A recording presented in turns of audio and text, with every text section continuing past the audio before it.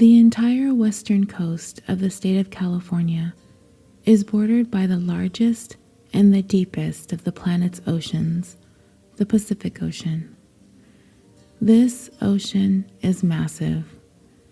It extends from the Arctic in the north to the Antarctic in the south, and Asia and Australia in the west, and North and South America in the east. At a staggering 63,800,000 square miles, or 165,250,000 square kilometers in area, it is the largest division of the world ocean, making up approximately 46% of the Earth's water surface and about 1/3 of its total surface area. 1/3 of the entire surface of the Earth is the Pacific Ocean. It is larger than all of the land on the planet combined. The equator subdivides it into the North Pacific Ocean and the South Pacific Ocean. Its average depth is 14,040 feet or 4,280 meters, and the Mariana Trench in the western North Pacific is the deepest point in the world, reaching a depth of 35,797 feet or 10,911 meters. Though the people of Asia and Oceania have traveled the Pacific Ocean since prehistoric times, the Eastern Pacific was first sighted by Europeans in the early 16th century when Spanish explorer Vasco Núñez de Balboa crossed the Isthmus of Panama in 1513 and discovered what he called the Great Southern Sea, which he named Mar del Sur. The ocean's current name was coined by Portuguese explorer Ferdinand Magellan during the Spanish circumnavigation of the world in 1521, as he encountered favorable winds upon reaching the ocean. He called it Mar Pacifico, which means peaceful sea both in Portuguese and Spanish.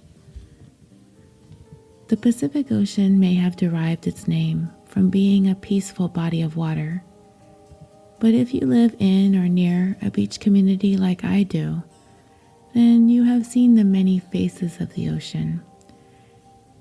It is beautiful and vast. Most of the times the Pacific Ocean, at least where I'm at, it is quite peaceful. Sometimes there are storms. The waves can come crashing into shore quite fierce at times. But, like Magellan said, it is Mar Pacifico. The ocean can be inhospitable. It can be frightening. It can seemingly swallow things whole. Vessels, ships, and planes can just be gone, vanished into the ocean. It can make people vanish, seemingly into thin air too. When something goes wrong in, on, or above the ocean, things can escalate alarmingly quickly, and the disasters that ensue can be devastating. In the 20th century, thousands upon thousands of people have lost their lives in maritime disasters. It is likely, as I say that the RMS Titanic sinking of 1912 quickly comes to mind, as it is probably the most famed of ocean disasters. But in actuality, in terms of numbers of lives lost, the sinking of the Titanic actually ranks fourth on the list, with 1,517 deaths that night the ocean liner struck an iceberg in the North Atlantic and sunk. Canada placed third with its Halifax explosion on December 6, 1917, when a fully laden French munitions ship, the Mont Blanc, collided with the Norwegian ship, Emo, in the narrowest parts of Halifax Harbor, killing approximately 2,000 and injuring about 9,000 people on the shore and in Halifax. To this day, It remains the largest accidental explosion of conventional weapons. And in second place, China's sinking of the Qianga, a passenger steamship packed beyond capacity with refugees fleeing the People's Liberation Army on December 4th, 1948. The suspected cause of the explosion was the steamship hitting a mine left by the Imperial Japanese Navy in World War II. The exact death toll is unknown, however, the estimates are between 2,750 and 3,920. And the worst maritime disaster of the 20th century goes to the Philippines with the sinking of the Donna Paz on December 20th, 1987.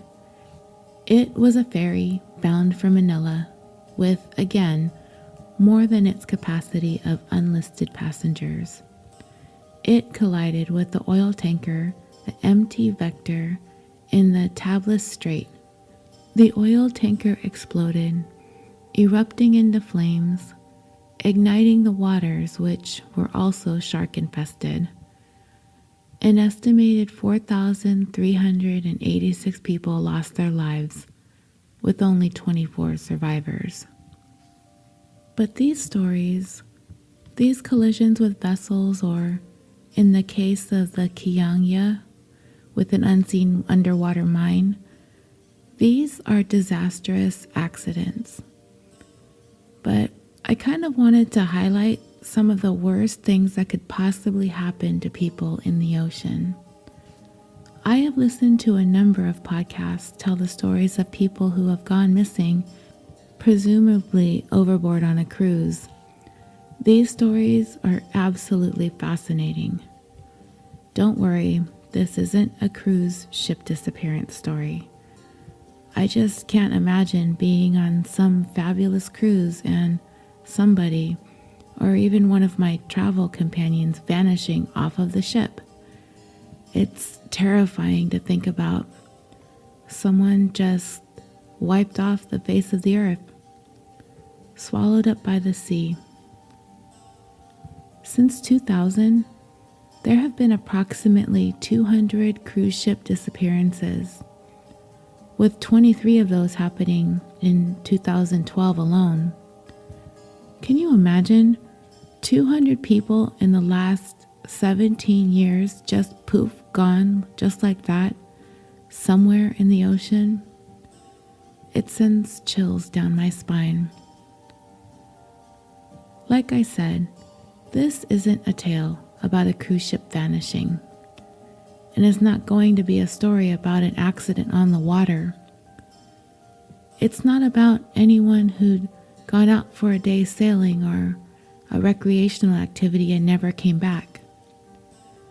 This isn't about anyone getting lost at sea in turbulent waters or a dramatic shift in the weather conditions. This is worse. Today, I'm going to take you on a detour to the exquisite Southern California community of Newport Beach, where one young man who hatched a plan so malicious, so cruel, one would be hard-pressed to find a story with a criminal so cold-blooded as he. This man used the limitlessness of the Pacific Ocean as his weapon of choice when he carried out his murderous plan. In today's episode of California Dreaming, the tale of Lost at Sea. Tom and Jackie Hawks, by all accounts, were a vivacious, adventurous, beloved couple hailing from Prescott, Arizona. The couple, preparing to enter into their retirement years, had purchased a 55-foot yacht in 2000 and named it the Well-Deserved. Tom, a former probation officer, retired in 2001, so the couple, having invested well over the years, decided to sell their home in Arizona and move on to the yacht permanently, and moored the Well-Deserved in Long Beach, California. The yacht, with 2 decks, 2 bedrooms, 2 bathrooms, and a galley. It was more than enough to live, sail, and enjoy the retirement the couple very much deserved. Making the yacht all their own, Tom added wooden racks for a kayak and a windsurfer. He equipped the yacht with the latest electronics, a generator, and a 400-gallon-a-day desalination system so the two of them could stay at sea for months at a time. Tom was amazing at working with his hands. Tom met Jackie, who would become his second wife, at a chili cook-off in 1986. The couple immediately hit it off. They were both fitness enthusiasts. Tom worked out at least an hour and a half every day, and Jackie went to the gym religiously as well. Tom was an Arizona arm wrestling champion, and he competed in bodybuilding competitions into his early 50s. This man was in tremendously great shape.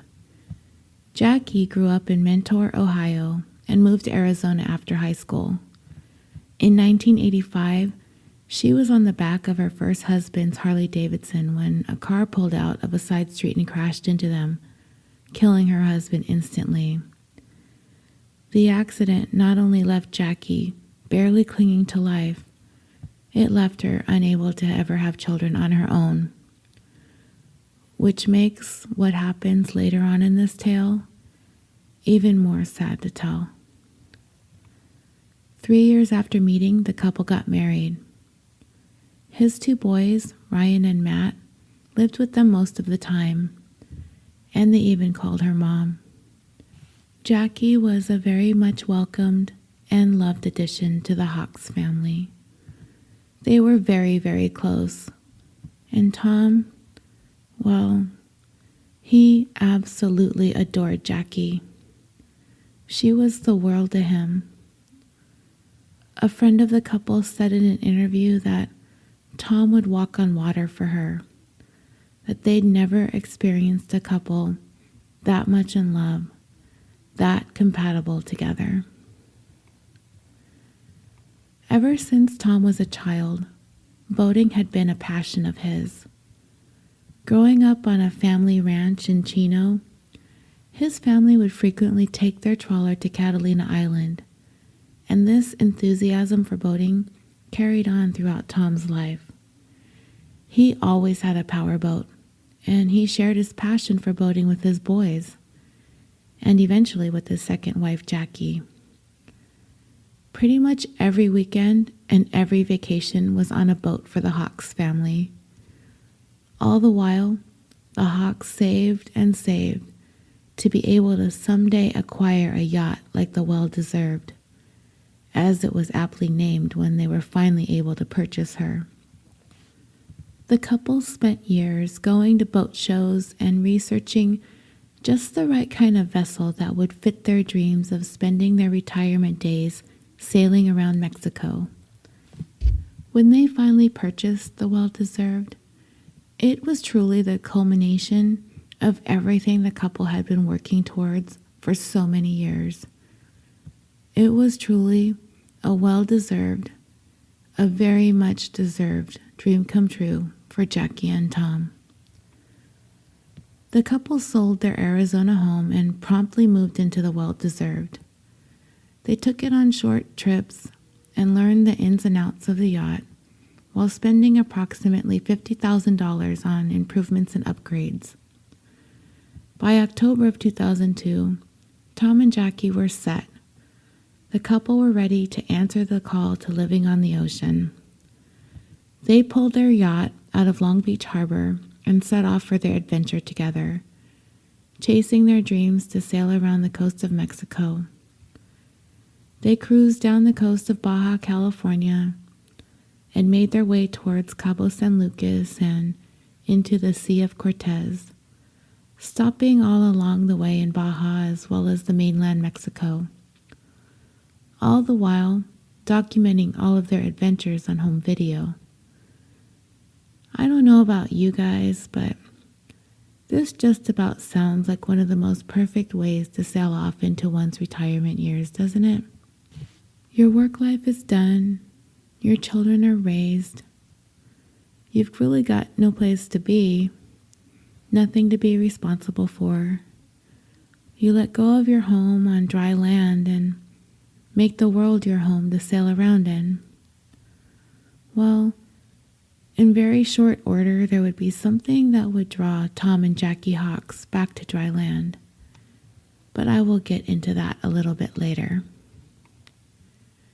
In an interview Tom did in the December 2003 issue of Latitudes and Attitudes, a popular sailing magazine, he said that the sea was calling us and we couldn't wait any longer.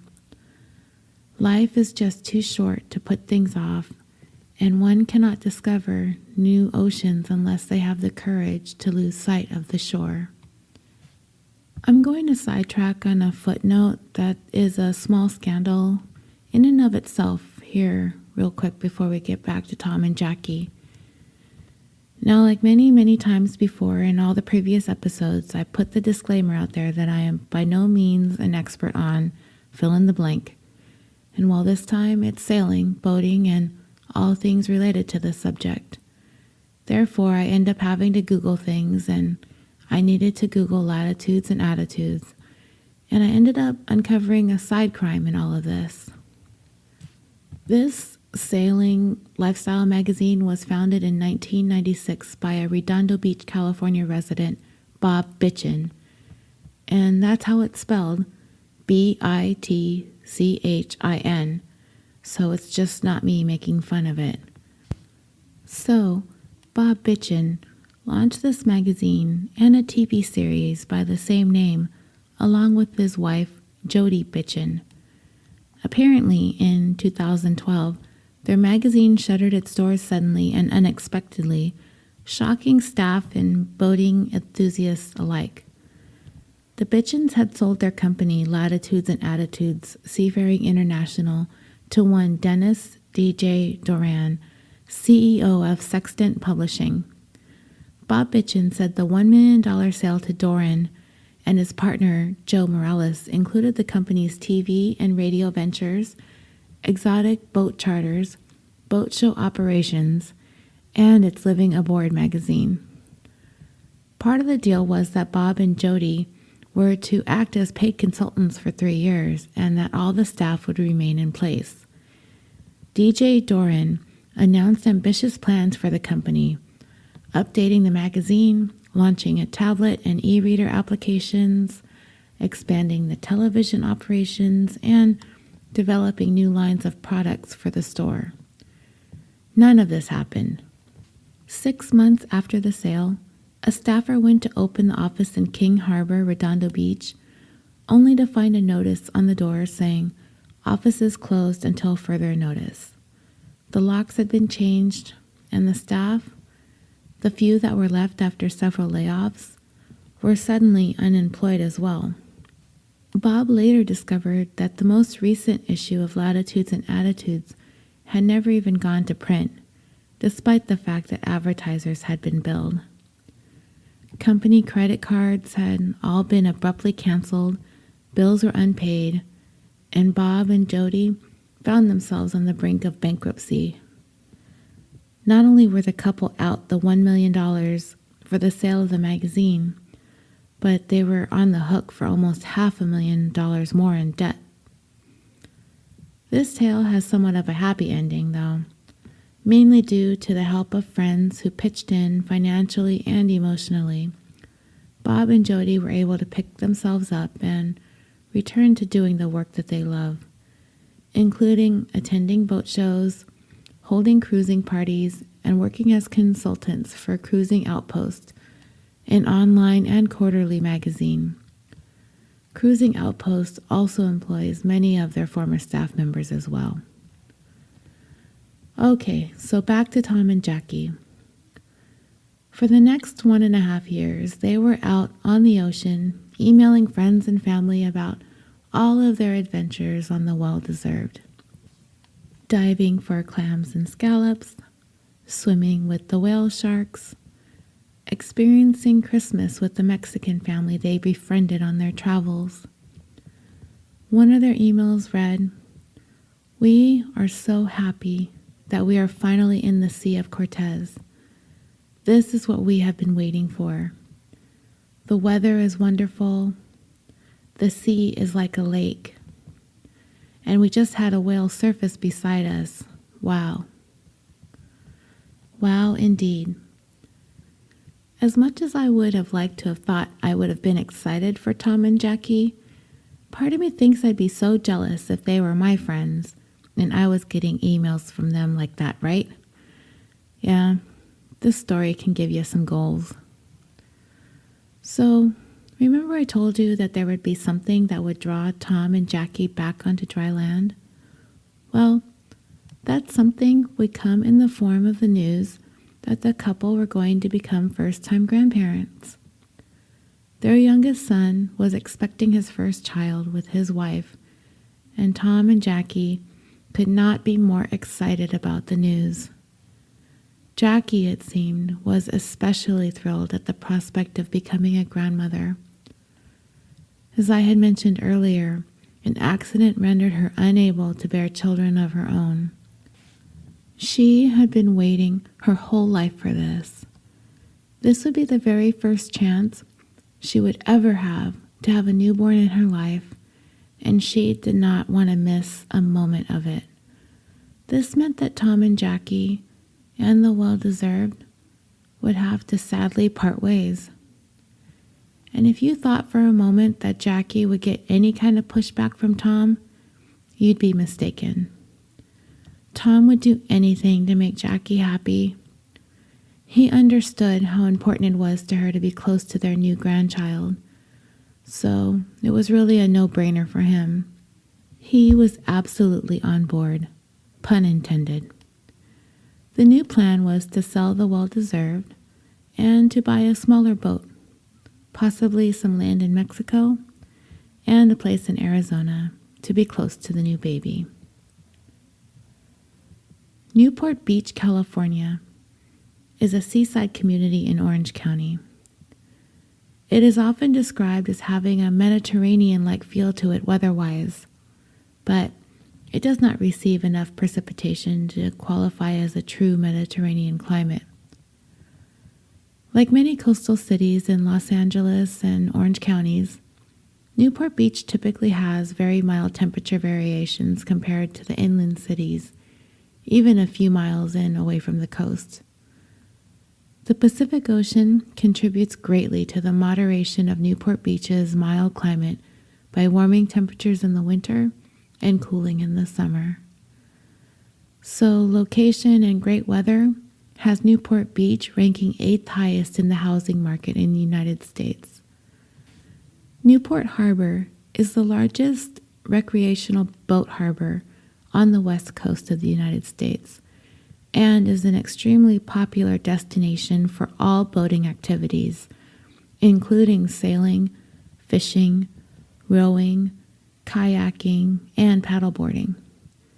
The annual Newport Christmas Boat Parade dates back to 1908, and the New York Times has named it one of the top 10 holiday happenings in the nation. You will hear a little bit more about this Christmas Boat Parade later on in this story. Competitive sailing, rowing, and paddling events occur almost every weekend and every day during the summer. The annual Newport to Ensenada International Yacht Race is the largest sailboat race in the world. A harbor tour features celebrity homes and other waterfront points of interest. Notable residents, both former and current, include Humphrey Bogart, George Burns, Nicolas Cage, Dean Koontz, Heather Locklear, Chuck Norris, Gwen Stefani, Emma Stone, Shirley Temple, and John Wayne. Tom and Jackie, along with the well-deserved, arrived in Newport Harbor on June 23, 2004. They were getting ready to place their beloved yacht on the market. Skylar Julius Deleon was born John Julius Jacobson Jr. on August 12, 1979 in Sun Valley, California, a neighborhood in the San Fernando Valley region of Los Angeles County. Deleon's parents had split up by the time he was 5 years old, and by the time he was 9, his father was sentenced to 3 years in federal prison for selling cocaine. While his father was serving his prison sentence, Deleon lived with his stepmother. According to relatives, his biological mother basically had very little, if anything, to do with his life. A small, somewhat shining moment of Deleon's youth came when he was 14 by way of a very small, uncredited, walk-on, no-lines bit role on one episode of the Mighty Morphin Power Rangers TV show entitled Second Chance in 1993. However, Deleon's acting career faltered as he struggled with remembering lines. So when he was 20, he joined the United States Marine Corps. But 15 days later, he went on an unauthorized absence, which means he abandoned his duty without permission or a pass, but with the intentions of returning, whereas desertion is the abandonment of duty without intentions of ever returning. He was later given an other than honorable discharge, or OTH, which means his departure was as a result of conduct and performance unbecoming of all military members. Those who are given an OTH discharge are barred from ever re-enlisting into any component of the armed forces, including the reserves and the National Guard. So, if Deleon had any real dreams of being in the military, they were gone forever. Skylar Deleon, like Tom Hawks, was a man who had big dreams. More accurately, he was a little man who had big dreams. Unlike Tom, his dreams went nowhere. He was the type of person who never really finished anything he started. He had all those dreams, but all of them would forever be out of his reach. With his dreams of being an actor or in the military dashed, he would toss around some other ideas as to what to do with his life. He had an idea that he would start a business cleaning boat hulls, or possibly even buying a boat so he could teach scuba diving or use it as a charter for fishing trips. He even floated the idea of going to nursing school. None of these ventures ever came to fruition. However, he would eventually come to decide that he wanted to get his hands on a boat. How he was going to do it remained to be seen. At some point, Deleon met and married his wife, Jennifer, and they would go on to have 2 children in short order. By November of 2004, the couple were struggling, living in her parents' converted garage with their baby, while she was pregnant with their second child. Jennifer would go on to play a pivotal role a little bit later on in this story. A couple of years before the Hawks would come to cross paths with the Deleons, Skylar Deleon was finding it difficult to stay out of trouble. While Tom and Jackie were enjoying the fruits of their labor, sailing away their retirements off the coast of Mexico on the well-deserved, Deleon had landed a job as an appraisal contact at a mortgage lender, Ditech. However, on December 9, 2002, he was arrested with 2 other Ditech employees burglarizing the Anaheim, California home of a coworker. He was armed with a loaded gun and plastic handcuffs. Deleon pleaded guilty and was sentenced to 1 year in jail and 3 years probation and ordered to pay $200 in restitution. A judge had allowed Deleon to serve his time in a work release program at Seal Beach City Jail in which Deleon was allowed to hold a job during the day and return to the jail at night. Deleon paid $70 a day for the program, or approximately $2,000 a month. It's unclear how Deleon managed to pay to be in this work program. While Deleon was serving his time in Seal Beach, he befriended a man by the name of John Peter Jarvie, known by his family as JP. He was a licensed pilot and a jewelry maker by trade. However, through the better part of his life, JP struggled with drug addiction, peppered with periods of sobriety. As an adult, he suffered some back issues which required surgeries, and this resulted in an addiction to painkillers. In the years JP was able to remain drug-free, he was successful. He became a pilot and flew small planes around the country. He became a popular announcer for a traveling air show known as Team America. He also learned how to make custom jewelry and found moderate success in that venture.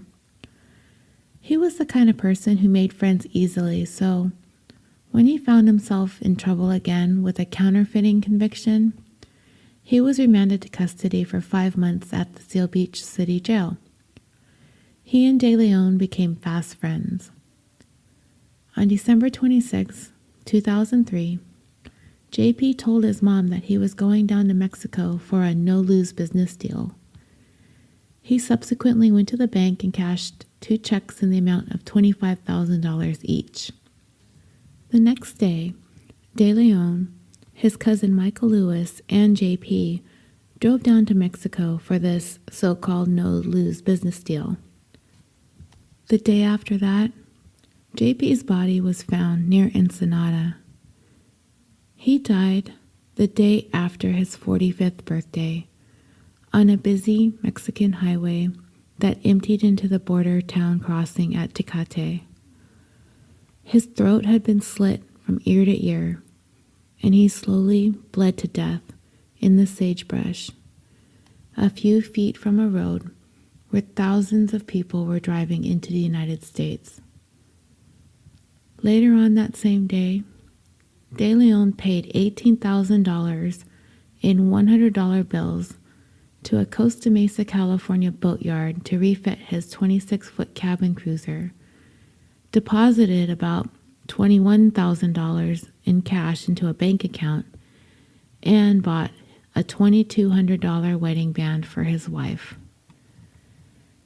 Deleon returned late that night to the Seal Beach jail, but he was allowed in by jailer Alonzo Machain, a 21-year-old from Pico Rivera, California. Remember Machain's name. He will also become an integral part of this story. JP's murder will grow cold for now. A little footnote to the dealings with the boatyard. The owner of the place ended up having to file a lawsuit against Deleon for a balance of $7,500 owed in addition to the $18,000 deposit he had paid up front for the work on his cabin cruiser. Deleon apparently went to the shop when it was closed on a Sunday in April of 2004, cut the lock, and took his boat without paying the balance. He racked up yet another criminal charge of grand theft. So, back to the well-deserved. When Tom and Jackie decided that they were going to sell the yacht, it was their hope that they would find a person who would love and care for it as much as they had. The asking price was a little bit under $500,000. And they were a frugal couple, so they decided they were going to try to sell the boat without a broker. According to their youngest son, they were the kind of people who did everything for themselves, with the exception of accounting and taxes. On November 12th, Tom and Jackie took some friends to Catalina Island and talked about the impending sale of the boat. Tom told Brian Gray, a former boss from the probation department, about a former child actor who was about to buy the yacht.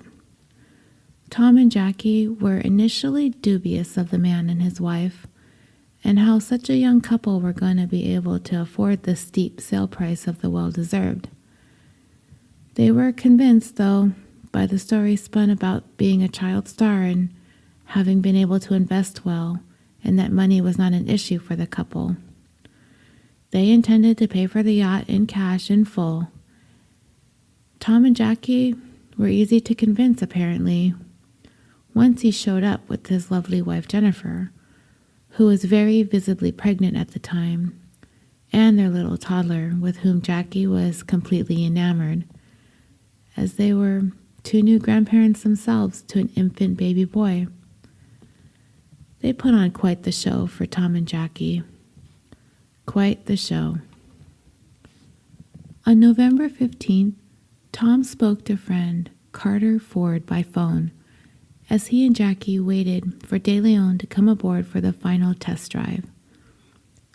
Tom told Carter that he wanted to make sure that the new owner knew how to operate everything before the sale was finalized.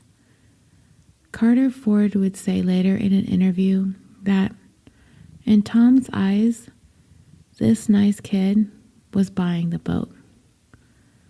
A little while later, Jackie called Carter and left a voicemail and said, "We're out at sea."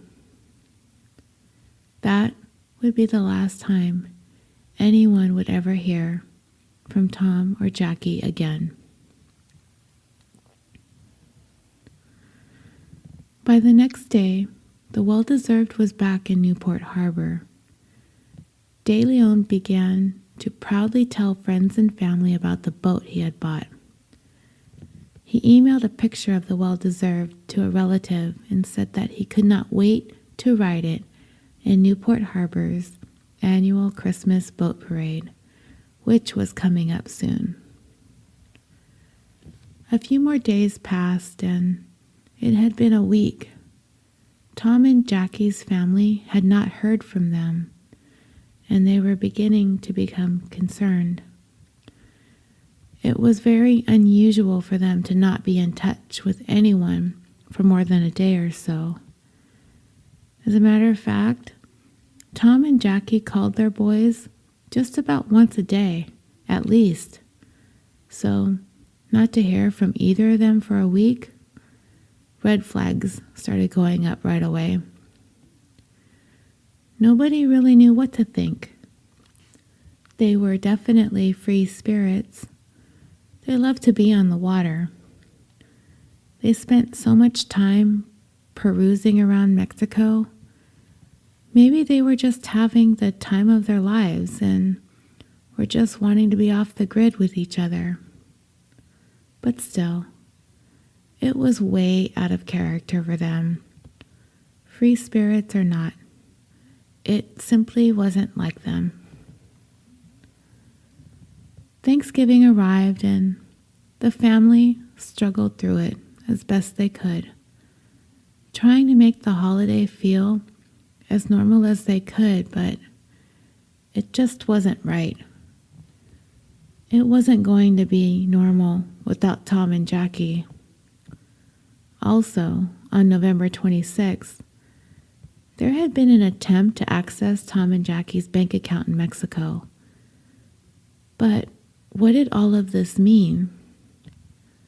Nobody could have really known at the time, but could it have been the couple? Perhaps. Finally, Tom's brother decided to go and take a look at the yacht, which was still in the harbor.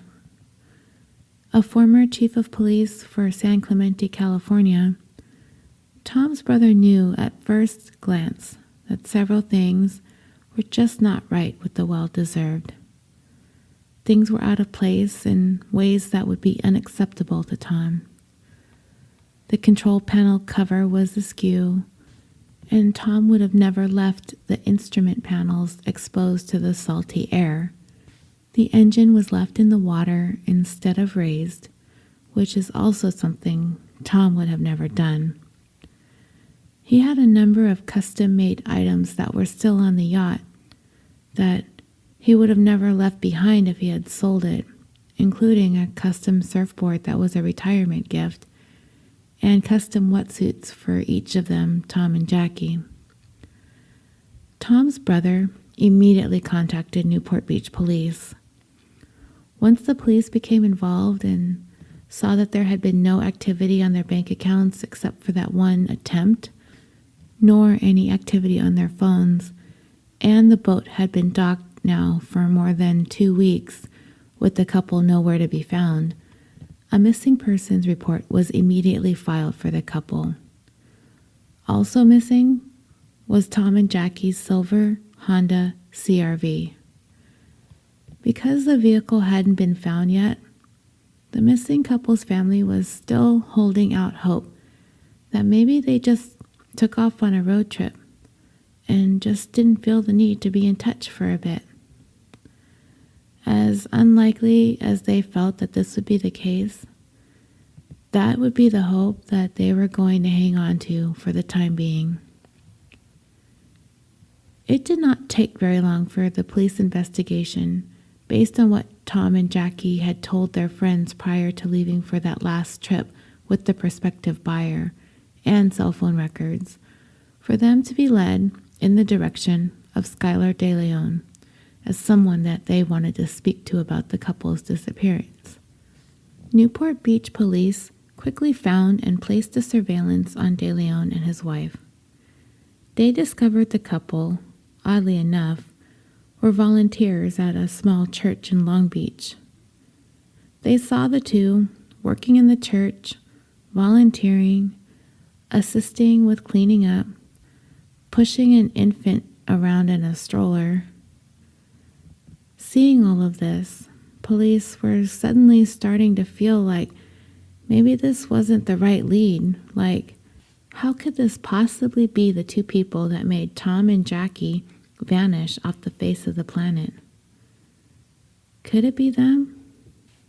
They needed to question the couple regardless, and they were quite friendly with police, welcoming, warm, and very relaxed. Police again were thinking that maybe this whole thing was a legitimate purchase and they needed to let this lead go and move on. Cool as cucumbers, the DeLeons admitted to investigators that they did indeed purchase the well-deserved from Tom and Jackie, and they did so with cash, even providing investigators a bill of sale. DeLeon also had a notarized document signed by Tom and Jackie giving DeLeon power of attorney. Why in the world would they do something like that, you ask? Well, police asked too. It seems that DeLeon had an answer to every question and at every turn.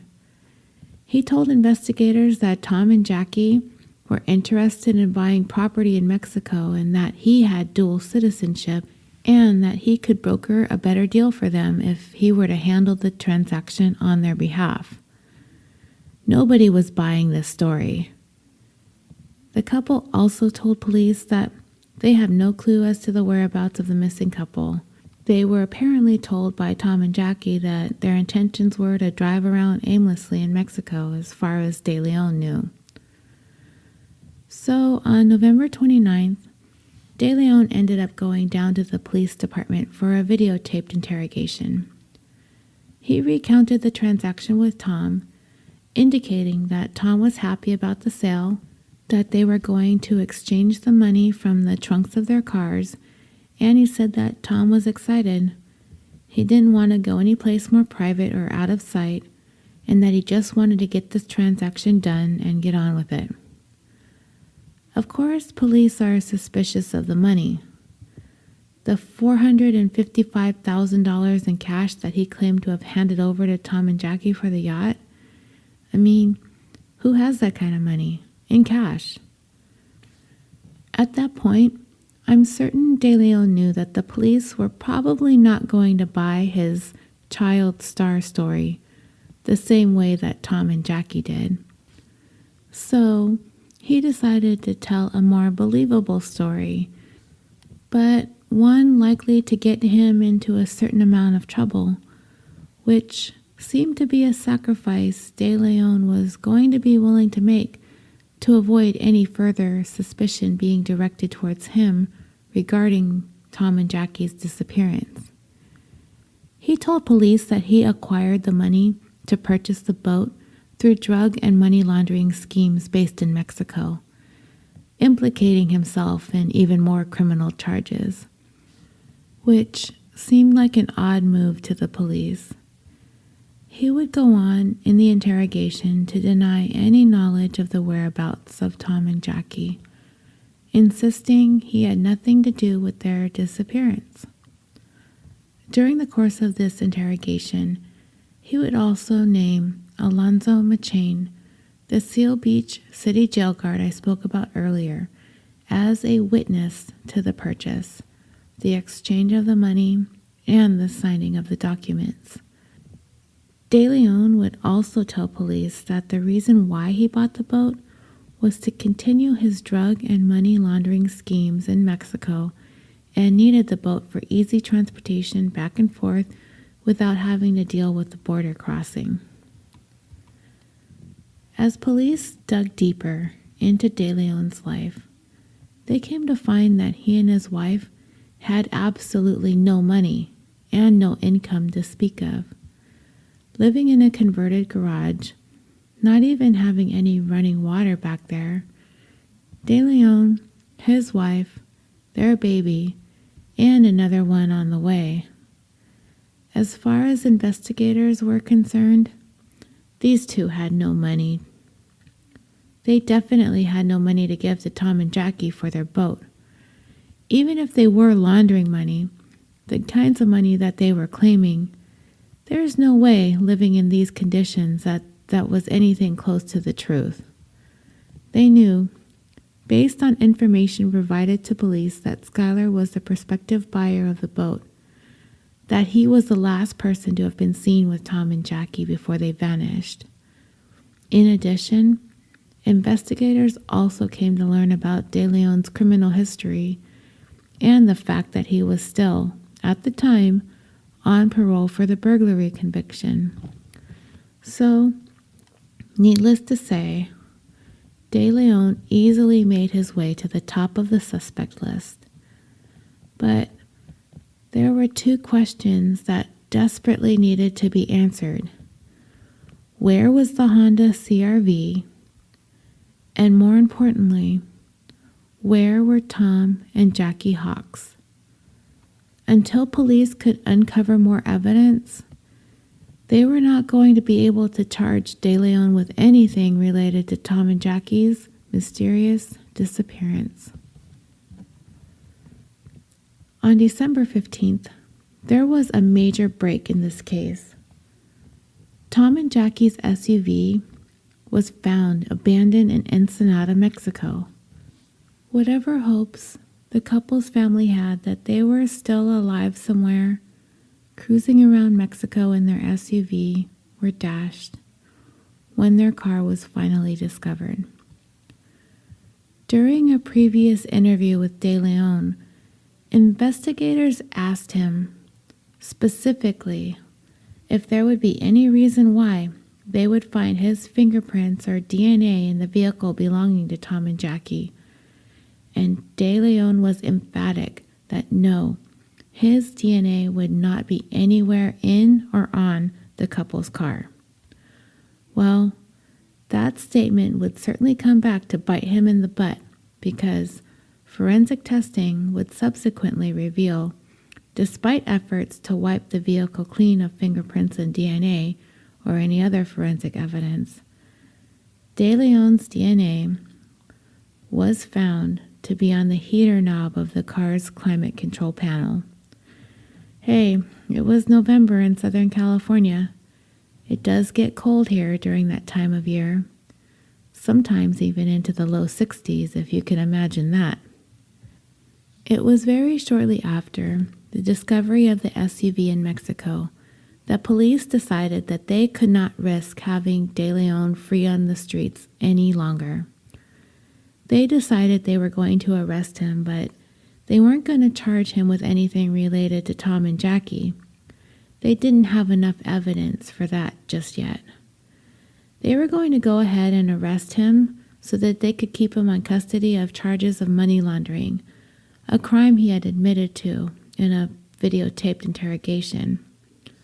Police had some peace of mind knowing this very dangerous man was behind bars while they did everything that they could to piece together what happened to Tom and Jackie. What role Deleon had in their disappearance? What, if any, did his wife know? And who else was in on this? With Deleon safely locked up in jail for now, police turned their sights towards the other players involved in this, namely Deleon's wife Jennifer and this Alonzo McChain character. What was the deal with that guy? He was a jailer at the Seal Beach City Jail. How did he play into this whole scheme? For Deleon, did having someone on the right side of the law supposedly going to make his story of purchasing this boat from Tom and Jackie come off as more legitimate? Perhaps. Who better than someone working as a guard in jail, right? Investigators needed to track down this Alonzo McChain and find out exactly what he had to say about all of this, what he knew about the disappearance of Tom and Jackie, and what, if anything, did he have to do with this? Well, it just so happened that McChain abruptly left his job at the Seal Beach City Jail and absconded to Mexico. You know, whenever we hear these stories about these characters fleeing prosecution by leaving the country, they more often than not always seem to want to return to the United States or need to return. I don't know if this is because they're homesick and they miss their families, or if they're out of money, or they think the heat has died down. Whatever the case, these people always try to make their way back across the borders, where if they would have just stayed put and never came back, they likely may have never been captured. But in March of 2005, 4 months since the disappearance of Tom and Jackie, McChain made his way back to the United States, and he was quickly brought in for questioning about his knowledge of the case. McChain quickly rolled over on Deleon, offering up a full confession as to what the plan was regarding acquiring Tom and Jackie's yacht, his role in the whole thing, who all else was involved in the plan, and the whereabouts of the missing couple. It's because of McChain's full confession that we are privy to all of the sordid details that led to the vanishing of Tom and Jackie. And this, my listeners, is not going to be an easy story to tell. And it's not going to be easy to listen to. The details are so chilling. They may have you questioning not only how in the world anyone could conceive a plan so cold, how could anyone even carry out a plan like this? The details are so sad, and they're so scary. And if I could bring you guys any kind of solace in all of this, I hope there could be a tiny bit of comfort found in the fact that Tom and Jackie had each other in their final moments. Deleon wanted the well-deserved, and he intended to make it his, but he had no money. That, of course, wasn't going to stop him from getting his grubby little hands on Tom and Jackie's beautiful yacht. When Deleon answered the ad for the boat for sale, he brought McChain along with him for the initial contact with the sellers. Of course, being savvy and intelligent people, Tom and Jackie were immediately apprehensive of the two men. I mean, who were these guys? Deleon, this baby-faced, squeaky-voiced young man, and this even younger, almost kid, Who were they trying to fool? Tom was interested in a cash transaction, and sizing up these two guys, there was no way they had the kinds of money Tom was looking to sell the well-deserved for. So, Deleon initially walked away, knowing that he needed a plan B. Enter into the plot his beautiful, pregnant wife, Jennifer, and their toddler. These were going to be Deleon's props in order to sell his story to Tom and Jackie, that he was a former child star, and that he made and continued to make money off of residuals and investments. This was his pretty pregnant wife, and this was his cute kid, and they really wanted to invest some of his child acting money into this beautiful yacht for his family. Needless to say, it did not take long for Tom and Jackie to fall for the young couple's story. Deleon had played his hand well. The unsuspecting Tom and Jackie, trusting to a fault, bought the lies, hook, line, and sinker. They shook hands on the deal, and Tom and Jackie considered the well-deserved sold to one Skylar Deleon, apparently independently wealthy former child star, and his young wife, Jennifer. The sale of the well-deserved for Tom and Jackie would be a bittersweet event. They loved this boat with all of their hearts. It was everything they had ever dreamed of having. They had 2 good, wonderful years with her, having set sail up and down the coast of Mexico, but sometimes unexpected things happen in life, and the birth of their grandson was all it took for them to find themselves ready to part ways with their well-deserved.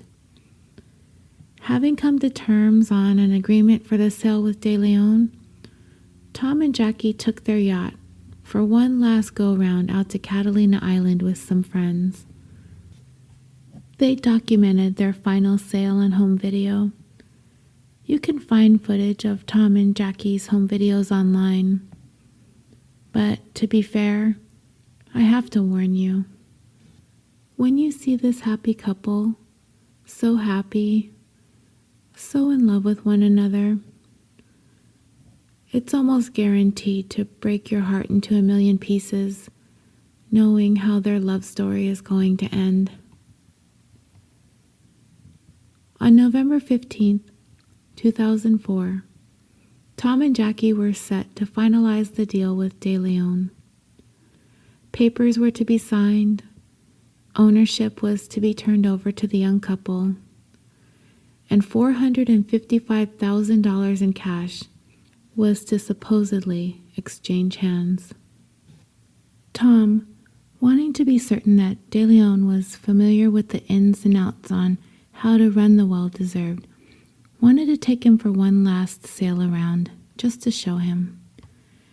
It was important to Tom that the yacht was going to be left in good hands.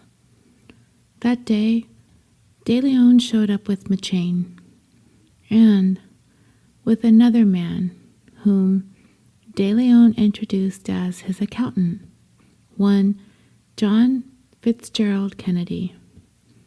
Yep, that was his name, JFK. But an accountant he was not. JFK, I don't know if I like calling him that. Kennedy, I guess both sound rather presidential, okay? So JFK, an ex-convict who'd been previously convicted of attempted murder, was an insane Crips gang member from Long Beach, California. Okay, so adding to the list of things that I don't know anything about, I know very, very little about street gangs. So I looked this one up. The Insane Crips, having formed around 1975, are the largest African American criminal street gang located on the east side of Long Beach, California. They are primarily located in central Long Beach, originating on 21st Street and Lewis Avenue, spreading to surrounding blocks. The Insane Crips are known to wear Oakland Raiders apparel with black and gray as their primary colors.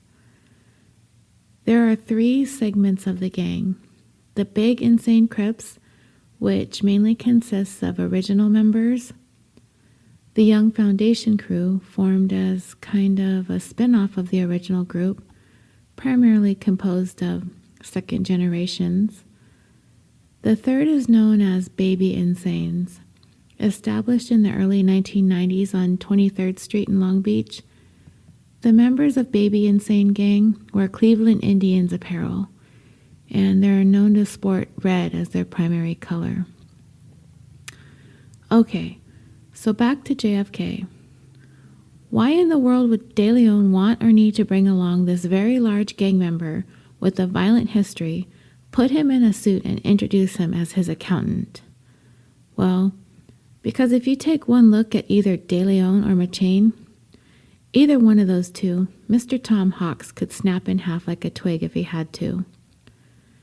JFK was recruited to be the muscle of this operation. He wasn't Deleon's first choice, however. He first tapped a gentleman by the name of Myron Sandora Gardner, a former Insane Crips gang member and ex-convict having served time for involuntary manslaughter. Deleon met Garner at a job that they had after he was released from prison. Garner wisely declined the invitation to participate in Deleon's crime, but never mind that, he knew a guy. He introduced Deleon to JFK, apparently someone who would be willing to go along, because we all have that one friend who'll commit double murder, am I right? So, JFK, 43 years old at the time, was like a godfather in the Insane Crips, so they say. He was over 6 feet tall and incredibly muscular. I'll post pictures of him on social media after this episode drops, and I would have to say, at first glance, and not to be judgy, but yeah, being judgy, he doesn't exactly strike me as the numbers crunching type of guy. Nobody, and I mean nobody, is likely to confuse this man for an accountant. But Tom and Jackie, having been snowed by Deleon and his cute family, apparently were not wary of this accountant. They were prepared to move forward with the transaction and their final voyage. Little did the couple know that JFK, by the time he was 40 years old, had amassed a grand total of 21 arrests for charges ranging from battery, grand theft, drugs, and attempted murder. And he wasn't there to be an accountant. I'd be hard-pressed if the man ever knew how to do a math problem in his life. He was there to add criminal charge number 22 to his record. If Tom and Jackie had known, they would have probably walked away from this deal, and I wish they had. I wish they'd looked past Deleon and the fairy tale life of a story he spun, and listened to the alarms that should have been going off in their heads. But they didn't. Their eyes were on the prize, and they had their sights set on beginning a brand new phase in their retirement. They were ready to let the well-deserved go and embrace their roles as Grandma and Grandpa. Tom, a former probation officer, a bodybuilder, an arm wrestling champion, he let his guard down, completely down. All he wanted was to make the love of his life happy. He wasn't looking at the imposing JFK as anything other than the accountant that Deleon introduced him as. He was there to be the strong arm when it would come down to the confrontation with Tom that Deleon was anticipating. I am so sad to think about this, how trusting this man was, how much he loved his family, and how this group of scumbags would take advantage of Tom's kindness. Ugh, I just hate them. JFK, thinking that he was going to be paid millions of dollars for this. McChain, too, was promised $1 million by Deleon as well for his help in this.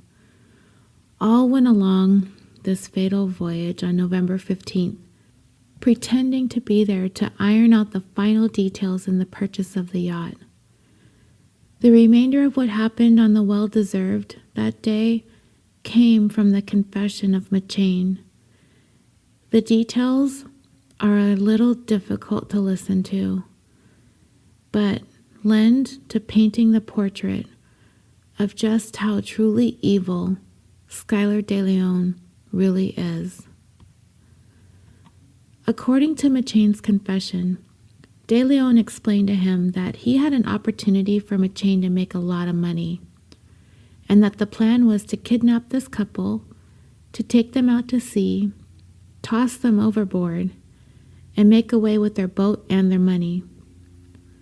His initial plan was to use tasers to overpower Tom and Jackie, as he knew he would be unlikely able to physically overpower Tom. McChain said that he himself purchased the handcuffs for the job. But at some point, Deleon realized that he would probably need a third person if he was going to be able to overpower Tom and control Jackie at the same time. So, entered JFK. The five of them, Tom, Jackie, Deleon, JFK, and McChain, drove the boat out of Newport Harbor, under the pretense of Tom showing Deleon the intricate details and the inner workings of driving the yacht. At some point, JFK was to pretend to begin feeling seasick and needed to go down to use the restroom. Tom went down there with him to show him where it was at, and that's when JFK sucker punched Tom, subdued him, and restrained him. Jackie suddenly became aware, hearing some of the commotion coming from down below, that something was wrong. She rushed towards where McChain was standing and peered down the stairs asking what was going on. That's when McChain gained control over Jackie and proceeded to restrain her as well with the handcuffs he had purchased. He walked her down to the bedroom area where Deleon was and was ordered to grab some duct tape from the engine room and tape their eyes and their mouths, which he did. At this point, Skylar went up to program the GPS to take the Well-Deserved approximately 2 hours off the coast of California, out towards deeper waters. He told McChain to stay down in the sleeping quarters and keep his eyes on the couple, or as McChain put it in his confession, Deleon had him basically babysitting them while they were laying on the bed next to each other, facing away from one another, hands handcuffed behind their back. As they lay there, Jackie was crying. She had duct tape over her mouth, so she couldn't say anything, but I bet anything that, knowing what was going to go on in those moments, she was thinking about her grandson. In a portion of McChain's confession, he said that while he was escorting her down the stairs that she told him that she needed to see her grandson again and begged him to let them go, that they could have everything. She just needed to be with her grandson. As they lay there, McChain could see that Tom's hands, despite being cuffed behind his back, were stroking Jackie's hands. In the worst moment of their lives, Tom's only concern is trying to help comfort his wife. Next, Deleon had JFK bring them up to the kitchen area of the boat, one at a time. Jackie first. This is where Deleon had Jackie sign over power of attorney to him, forcing her signature and her thumbprint onto the document. What he didn't know at the time, and in an effort to send a message to anyone who would ever see this paper with her signature on it, she left the S off of her last name. Deleon would later add the S on himself, but it wouldn't have mattered anyway. He was never going to be able to exercise his power of attorney over the couple's affairs. He wouldn't get that far. Tom was brought up next to sign and provide his thumbprint for the document. When all of this was done, the trio began looking for the spare anchor, and Deleon started duct taping the couple together. JFK returned with the anchor and chain. Tom, knowing in his heart and in his mind that he and Jackie were going to their deaths, he made one final attempt to save himself and his wife. While Deleon was distracted applying duct tape to the couple, Tom manages to kick him square in his little man junk, causing Deleon to double over in pain. I can only imagine. I don't know what it feels like to take a direct kick to your bits, but I've heard it's quite unpleasant. JFK again sucker punches Tom in the face, and he's pretty much incapacitated at this point. The three quickly attach the anchor to the couple, move them over to the edge of the yacht, and as Deleon tossed the anchor into the water, the chain quickly following behind, JFK pushed Tom and Jackie overboard into the Pacific Ocean, dragged down by that falling anchor. The couple were never recovered. Everyone involved in the cold-blooded murder of Tom and Jackie Hawks, Deleon, JFK, McChain, and Deleon's wife Jennifer, were all arrested and charged with murder. Let's talk about this Jennifer for a moment. She played a role in this whole scheme, remember? She went along with her husband. She was the dutiful, pregnant wife with the cute little toddler. She was the prop that Deleon used to win the trust of the couple. Having a direct hand in the killing of Tom and Jackie, she did not. But you know how the law goes. As it is written, Jennifer was just as culpable if she had committed the crime herself. Just having knowledge of the plan, going along with it, assisting in the preparation, continuing to be a part of it after the fact. All of these circumstances make her eligible for first-degree murder charges along with the others. Prosecutors offered her a deal: admit to her role, testify against her husband, and she would get immunity from prosecution. Can you believe that? Immunity. And this girl, so dumb, turned it down. She refused to testify against her husband and went to trial. I still can't believe it, but I am so glad she didn't take the deal. She went to trial, and on November 17, 2006, after only 4 hours of deliberation, a very smart jury found this very dumb woman guilty on 2 counts of first-degree murder. A month later, she was sentenced to 2 life terms without the possibility of parole. And do you guys have any idea where she is at today? If you guessed that she's roomies with bad dog owner Marjorie Knoller from episode 9 and bad sister Gina Hahn from episode 10, then you would be correct.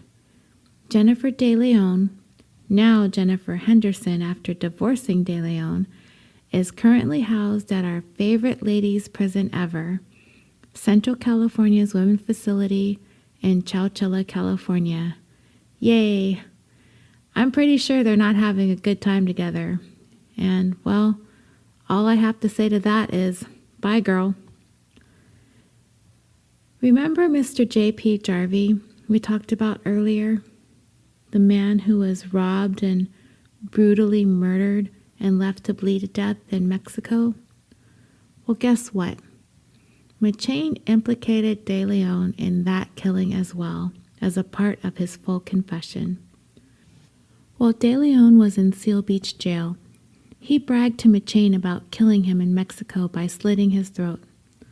So, while awaiting trial, Deleon was further charged with JP's murder, along with his cousin who accompanied him that day. But wait, this gets even better. Deleon racked up more charges. Solicitation to commit murder, when he tried to hire someone to kill his father and his cousin, who were going to be important witnesses in the case against Deleon in both the Jarvie murder case and the Hawks murder case. In an effort to save time, prosecutors decided to roll all three murders into one trial. Leading up to trial, Deleon had vehemently denied all the charges or any involvement in any of the murders. But once the trial began on September 22, 2008, his attorney admitted his client had in fact committed all three murders, stated that he had taken Deleon's case to trial so he could argue to a jury that Deleon should not be sentenced to death. On October 20th, 2008, Deleon was convicted on all three counts of first-degree murder with special circumstances for financial gain and multiple victims. On November 6, 2008, the jury recommended the death penalty. And on April 10, 2010, Deleon was sentenced to death. He now sits on death row at San Quentin Prison. On February 19, 2009, JFK was found guilty on 2 counts of first-degree murder with special circumstances. It took his smart jury less than 3 hours to deliberate to reach the unanimous decision. On May 1, 2009, JFK too was sentenced to death, and he too sits on death row at San Quentin State Prison. For his part in all of this, Alonzo McChain was able to cut a deal in exchange for his confession and his testimony against Deleon, his wife, and JFK. He pleaded guilty to 2 counts each of voluntary manslaughter, kidnapping, and robbery. On June 15, 2009, he was sentenced to 20 years and 4 months. He will likely be up for his first parole hearing in 2023. He's currently neighbors with Henderson, Noller, and Hahn at Valley State Prison in Chowchilla, California. I found McChain's involvement in any of this most perplexing. At the age of 20, it seemed as though the young man was off to a pretty good start in life, headed in the right direction, having obtained work as a jailer at the Seal Beach City Jail. It seemed like he was on his way to a long, promising career with the Corrections Department. Of course, he must be personally held responsible for his role in the brutal killings of Tom and Jackie. But there is a small part of me that feels a little bit bad for the guy. If he had never crossed paths with Deleon, things would have gone very differently for McChain. I don't know if he was just young and naive, or if Deleon was actually that cunning and manipulative, if he was simply lured by the promise of $1 million, or a combination of the three. I am thankful for his cooperation in helping put Deleon, his wife, and JFK away. If it weren't for him, the Hawks family may never have had the answers as to what happened to Tom and Jackie. He's the only one of everyone convicted in this case that's ever going to have a chance at life again. And I can only hope that he doesn't take that for granted. In March of 2009, the friend who knew a friend who'd be willing to help Deleon carry out his murder plot, Myron Gardner, pleaded guilty to accessory after the fact, and the murder charges against him were dropped. The moral of his story? If someone asks you to help them carry out a murder and you turn it down, don't go recommending anyone else for the job. You're going to get murder charges brought upon yourself as well. Another dummy in this case, I swear. Skylar Deleon sure could spot people's weaknesses from a mile away. He found the dumbasses in his wife, McChain, JFK, and Gardner. And sadly, he was able to find the soft spot in the Hawks for their kindness and their compassion and their trust. They paid with their lives. Thank you so much for joining me on this 14th episode of California Dreaming. If you would like to further discuss this case, please feel free to join me on the California Dreaming discussion page on Facebook. We've had a few really great conversations there about the cases we've covered thus far. I do have quite a few things to talk about in regards to the show, the network, other podcasts, and a few things going on in social media and some thank yous. So I'd love it if you could stick around till the end and hear me out, but if not, we are done with this week's story, so feel free to skip on through to what's next on your playlist, and I will see you all next week. But for now, I wanted to take the time to thank all of you who commented on my post earlier this week about the review I received about me talking too much about myself at the beginning of the show. This is a storytelling style show, but because I don't have a co-host, I feel as though I'm talking directly to you guys, like you are my friends, looking at different aspects of a case, discussing the particulars, and maybe even relating to a story with a personal anecdote. Following each episode, we all come to Facebook, Twitter, and Instagram, and you share your stories with me. You tell me, oh yeah, that happened to me too, or I remember when that happened, or how you were feeling when the event happened that we talked about. This is the vibe that I'm going for with this. I want you to get to know about California. I want you to get to know about California crime, but I also want you to get to know me, and I want us to get to know each other. I've befriended many of you on Facebook, and some of you have friended me, and I always accept.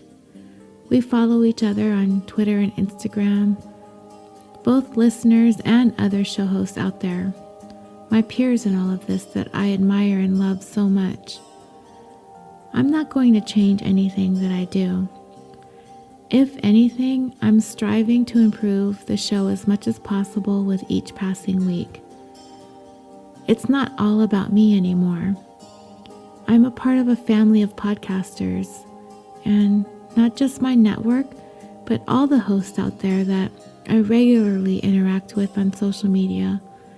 All of you ladies and gentlemen out there that work your butts off each week or every other week to bring the world free, quality content. You all inspire me so much, and I continue to want to raise the bar for myself, so I might even begin to hold a candle to all of you. So, with that being said, if you already haven't left a review for this show in iTunes or Facebook, or if your favorite place to listen to has a rating system, I would greatly appreciate it if you do enjoy the show, that you head on over and give the show a rating and a review. I know it takes a little extra time, but I figure if the people that hate the show have the time to do it, then I'd hope that the people who love the show could somehow find a way to do it as well. My iTunes star rating is kind of slumping because of a couple of recent bad reviews. And that's okay. I understand that this podcast isn't for everyone. Even my husband doesn't listen to it, but he does have to listen to me blab on about the case all week long, so he feels like he's already heard it all.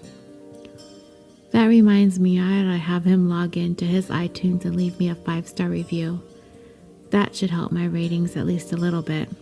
So, I don't like to badger you for reviews, but it does give the show a little bit more visibility, and at the moment, it might help offset a few of the negative reviews I've gotten in the past few weeks. So, I'm going to badger you today. Early on in the first few episodes of the podcast, I was offering to mail out stickers to those who left reviews, and my offer still stands. So if you leave a review and you haven't received show stickers yet from me, shoot me an email and I'll make sure to get some out to you if you want. California Dreaming is now very proudly a part of the Orbital Jigsaw family of podcasts, a network that brings you such fantastic shows as The Concession Stand, where hosts Nick and Andy geek out over all things entertainment, or Super Nerds UK, where hosts Ben, Ian, Tim, and Simon take an irreverent look at pop culture, or Busted Wide Open, a show where Nick and Sir Ian Dangerous take you on a weekly journey through the hottest news in sports entertainment, or Historium, a podcast devoted to the strange, obscure, or otherwise interesting stories from history, or Is This Adulting, where best friends Stephen and Chris break down the stigma on mental illness through the lens of comedy, or the Dirty Bits podcast. Join host Tawny Plattis, who, by the way, broke the internet and crashed our server with her awesomeness this week. Join her for her casual retellings of the sexy, scandalous, and salacious stories your history teacher likely left out.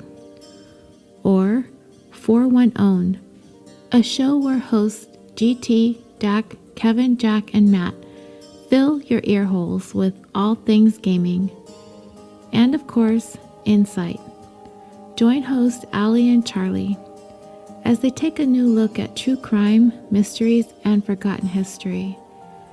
And lastly, one that I've been forgetting to mention in my past shows since I've joined Orbital Jigsaw, and I'm so sorry to the kids of Insight Junior, a podcast that explores mysteries, myths, and legends designed for all ages. If any of these shows sound like they might pique your interest, visit www.orbitaljigsaw.com and click on their links. Also, I'd like to announce that the Orbital Jigsaw family of podcasts has also launched its merchandise store. So, if you think you absolutely cannot live without a California Dreaming hoodie, mug, or phone case, then hurry on over to the store. I'll post a link in the show notes and on social media. Everything has the new logo on it, and I'm currently working on getting some new designs up in the store, but I don't know how to design. I'm out there harassing people, begging for help, so if you think you might have a cool idea or something that meshes with the design and colors of the show's cover art, something clever, dreamy, with the West Coast vibe, yet murdery, hit me with it. I need all the help I can get. Sorry, I have no shame. I do need to give a big, huge shout out to Rhett, who helped me with some new ideas and designs for some of the merchandise. He is so sweet and so kind to have reached out to help me. He co-hosts the Brain Trust Bros podcast, along with Jared and Sean. Each week, they talk about life and everything that entails, They speak to a different guest every week in a one-on-one chat, so give that a listen if that sounds like something that you might be interested in.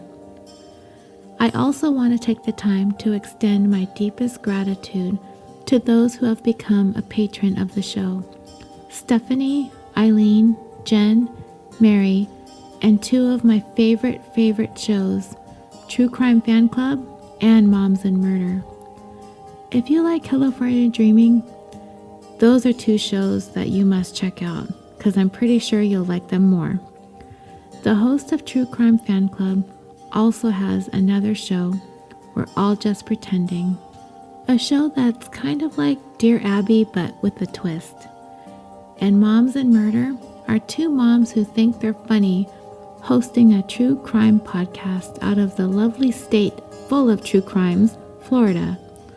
So that would make them the almost most infamous moms in Florida. Give them a listen if you want murder, chatter, and giggles. I also want to tell you guys that I did my first interview ever with Edward, the host of the Unfound podcast. Some of you may have already listened to it, but if you haven't, I'm a little late to the game. It aired over a week ago. His show is an interview-style podcast that speaks to a friend or family member of a person that's gone missing. I've had the wonderful opportunity to meet new people who discovered California Dreaming through his show, including a fellow Californian who's actually given me the idea for the next story that I'm going to tell you next week. So, thank you so much, Stephanie, for your help, all your information, and giving me inspiration for the next episode. This girl's got her finger on the pulse of California crime. Lastly, I want to say to all of my friends out there, listeners and show hosts alike, I felt like it's been a rough week for some of us, myself included. I started off with the review that made me kind of sad because it wasn't exactly the most constructive thing in the world, and it kind of was more of a personal attack on things that I can't control, like my voice. I read some other negative reviews of other shows that they posted on social media, and I've kind of come to the conclusion that it's not really about the show when somebody personally attacks you, either in a review or in comments. There's like this band of mean people out there that entertain themselves by putting people down for the hard work they put in to bringing you a free show. They put down your content or your music or your audio quality or your voice or the way you talk or the ads, and you're just like, this is free. You don't have to pay for this, and you don't have to listen. Not everybody's show is going to appeal to everyone. Sometimes I see scathing reviews on shows that I love, and I'm just perplexed, like, how can you not like this show? But like I said, some things aren't for everyone. I know my show isn't for everyone too. It's quiet. It can be sad, moody, depressing, violent, intense at times. I'm still learning the ins and outs of doing this kind of work. I'm not a professional at it by any stretch of the word. I did all this on a wing and a prayer, and I'm incredibly lucky that I found a home with Orbital Jigsaw, who's been able to step in and help me refine the show so that all of you can have the best possible listening experience. But if you don't like, you don't have to be a meanie and say not nice things on iTunes and Facebook. At me, or anyone for that matter. I know my weaknesses, but if you feel the need to tell me how crappy my show is, that's fine. I will try to learn and grow from it. However, I'd rather you just move along and find another show to listen to that's more to your liking. There is something out there for everyone, and it's all free. And with that, dreamers, if you've made it this far, then you're likely a non-hater, And until next time, sweet dreams.